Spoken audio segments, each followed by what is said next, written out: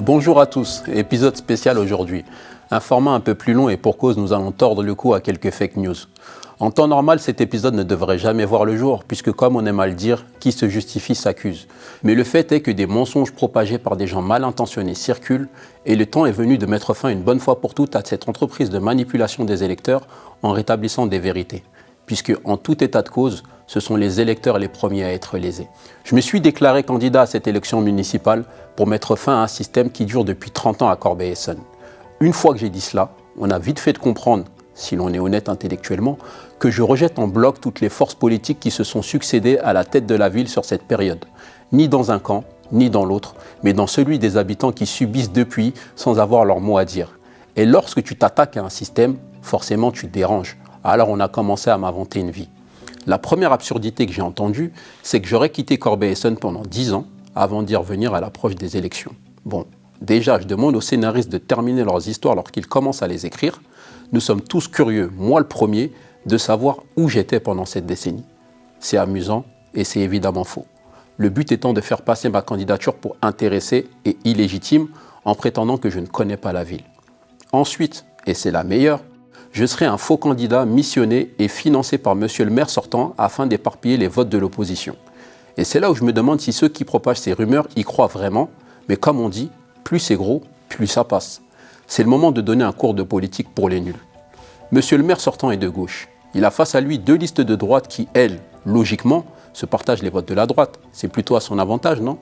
Est-ce qu'il va se rajouter une liste de marionnettes citoyennes de gauche, donc la nôtre, pour venir siphonner ses voix? Évidemment que non. Prétendre que je serais complice d'une telle machination, c'est insulter mon intelligence et mon intégrité. Et puis, dans leur fantasme délirant, certains ont oublié que nous sommes à Corbeil-Essonnes, championne de France des élections annulées. Laissez-moi donc vous rappeler que toute la France, incluant la presse et la justice, ont les yeux rivés sur nous et que rien ne peut passer sous le radar.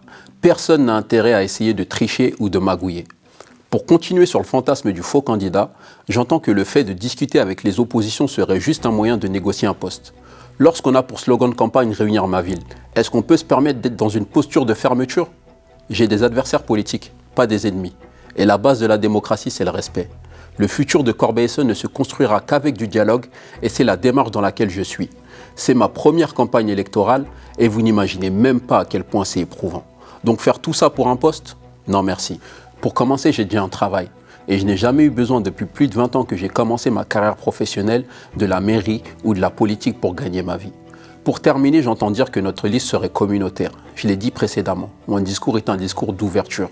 J'ai grandi à Corbeil-Essonnes qui est une ville cosmopolite et multiculturelle et ça en fait sa richesse. Et je n'ai à aucun moment dévoilé la composition de ma liste. Donc y aurait-il des voyants parmi nous? Corbeil-Essonnoises, Corbeil-Essonnois, l'élection municipale est un sujet sérieux. Ne vous laissez pas distraire par des fanfarons. Et vous savez comment les reconnaître? Tout ce qu'ils disent, c'est dans l'ombre. Dans l'espace public, ils sont muets, car on est dans un pays de loi et on ne peut pas dire n'importe quoi, n'importe comment sur n'importe qui.